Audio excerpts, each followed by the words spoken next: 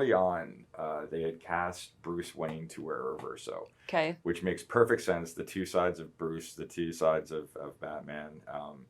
But it really crescendoed with Batman Forever, the Joel Schumacher version with Val Kilmer. They actually did a watch to support the movie. Okay. On the back side, it had the Batman logo and it said Forever in it. Oh, that's cool. Yeah, except nobody asked for permission to use the logo.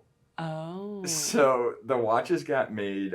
Joel Schumacher got like a gold one. Val Kilmer got one. So some of the cast got them, but there were like, I think it was 20 pieces were like left over and they couldn't sell them because of the trademark infringement. The Batman logo. Yeah. So they did like a promotion with the movie, and if you won the promotion, you got the watch, blah, blah, blah. Every once in a while, one of them will pop up at auction. I always get very, very excited. Like, I would love to see one live. I haven't seen it. So, if you have one, please PM me.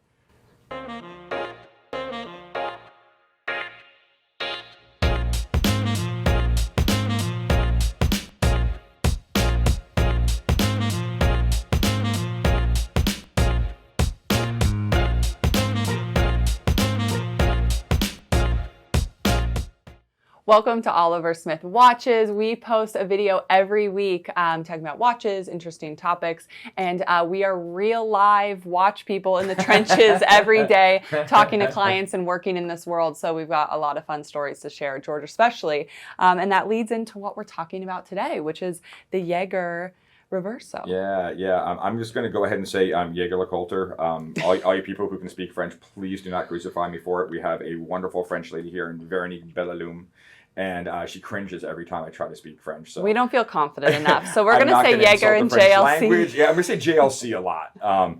But the story of the Reverso is a fascinating one. I think every good watch company has that watch where if the watch didn't exist, we probably wouldn't know the company as well. Kind of made them famous and what they're known for. Watch, and for Jaeger, for JLC, it is absolutely the Reverso. Yes. The story starts in 1931.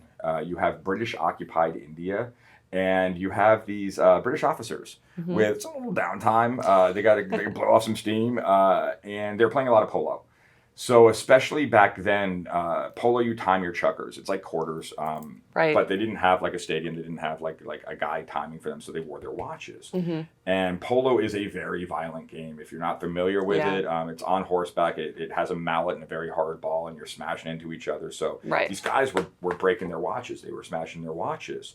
So someone with connections to LeCoultre at the time commissioned them to come up with arguably the world's first sport watch, without like a military intent. For sports, yeah. A bougie sport, but for sports. And I don't even know if it was bougie back then. I think that might be in modern times. Okay, it is, you know, I mean, it might have been more important then. I don't know.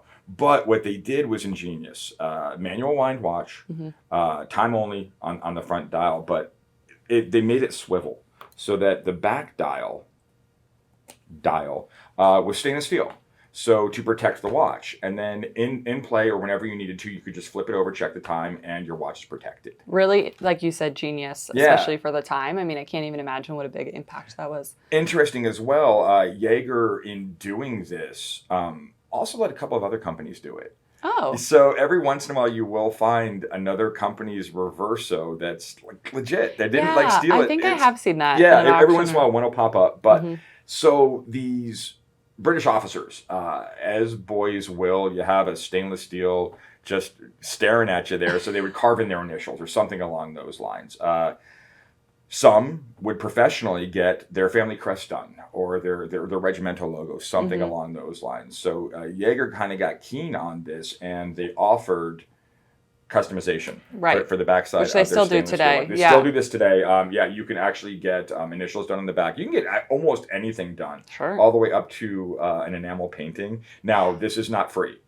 These things cost money. I actually had enamel painting, definitely. There's a guy here locally who has maybe my favorite Reverso. He got just your standard steel back, sent it out to a gunsmithing artist who did what's called a memento mori. He did a bas-relief skull with memento mori on the back. It took him like a year to do it, and I think he actually paid more on the engraving than he did for the watch. But it is easily, hands down, the coolest Reverso I've ever seen. You can really get creative with it. You can really. So over the years, Jaeger really leaned into the Reverso, and it's something that's offered, to the public from there. We've seen many iterations of it. Let's talk a little bit about the mechanics, like how it works itself. The mechanism. So the way it works is actually deceptively simple.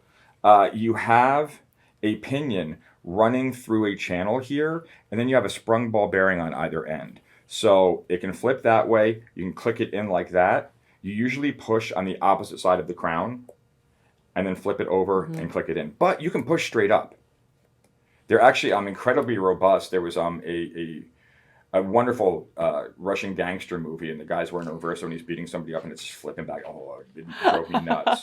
But what's really Lock it interesting, in. I know. What's really interesting though is moving forward from engraved backs and enamel backs, they realized they have the ability to do two different watches in one watch.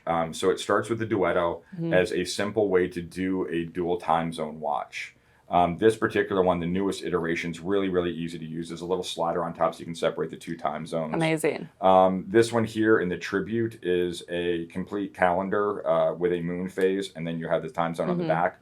Very, very cool. Like you said, it's two different time zones. It also is sort of like a day-night look. Sure. And they've definitely marketed that way as well, but you can have more casual side and then flip it over. You're heading into night, something a little bit more grand. And they've absolutely done that, particularly in some of the more feminine pieces. Just really gave you a fashion option as opposed to a function option. Right. So, diamonds versus no diamonds. There's just so many different combinations out there. This is the new Reverso one. They did a little bit more elongated, definitely with the female client in mind. You have diamonds on it. In this particular case, you have this aventurine dial. It's stunning. But they did just a light and a dark dial. So one's a little bit more casual. One takes itself a little bit more seriously for dinner. I love it with the blue hands too. It's very chic. And they've definitely pushed the envelope for this chassis. They did all the way up to like the triptyque where you have a third side. Tourbillons, gyro tourbillons, mass complications. They've just really embraced this this look as probably their most important watch.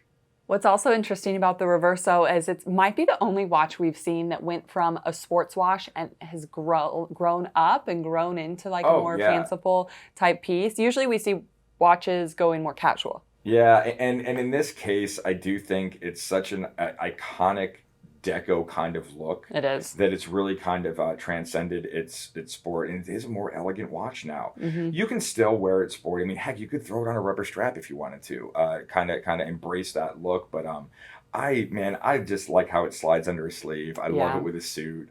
But you can still do it with a t-shirt and jeans. It's just a really, really cool all-around watch. Yeah. And you've got both sides as an option, so it can keep up with you. Yeah. Awesome. Well, thanks for tuning in. If you liked this video, make sure to like and subscribe for more content like this, and let us know what you think of the Reverso. Thanks for watching.